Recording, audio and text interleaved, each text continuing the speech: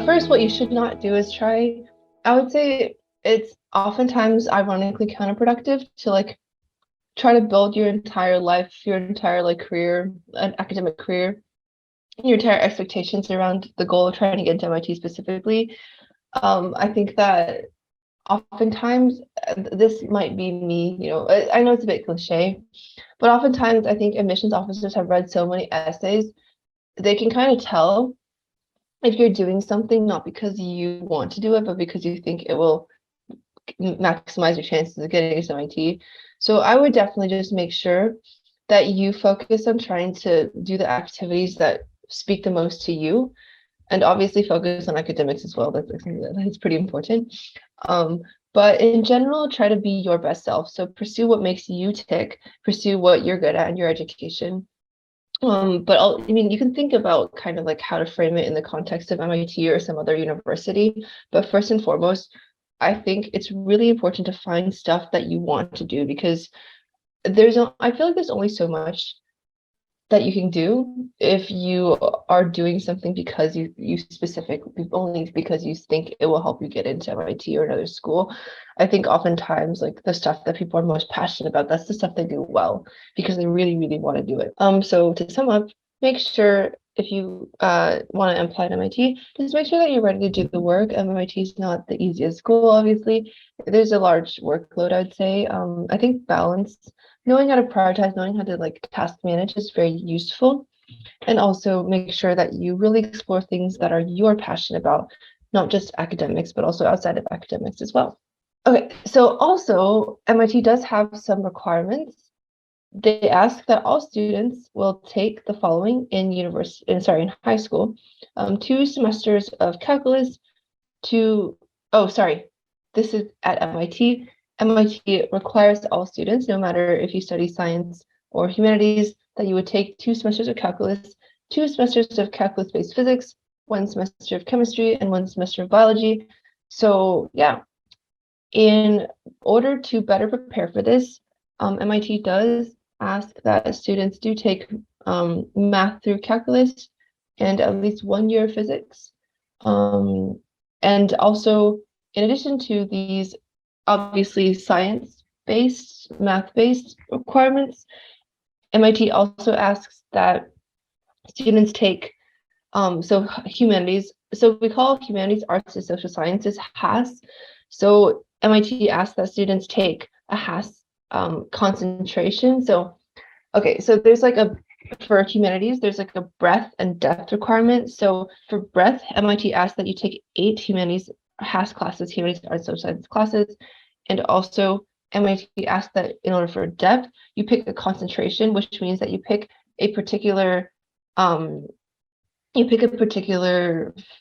subcategory of HAS to concentrate in, and then you take like 3 or 4 classes in that, so that you not just get an 8 more broad classes in HAS, you also get like a specific, it's like less than a minor, but like a mini minor of like a particular humanities subject. So for example, for me, I chose comparative media studies, game design for my HAS depth concentration. So I took 3 or 4 classes, I believe, in game design, which I thought was super fun. Cool.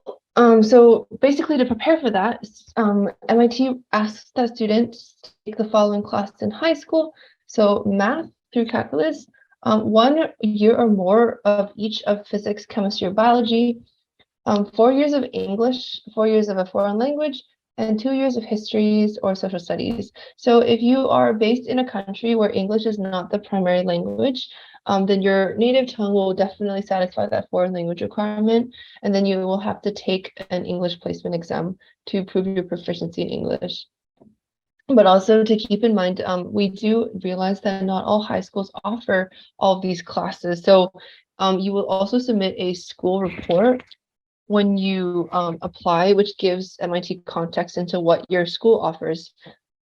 So as a result, please don't feel like your chances are not good if you haven't taken one of these classes because your school doesn't offer it. That's totally fine. MIT will take that into consideration.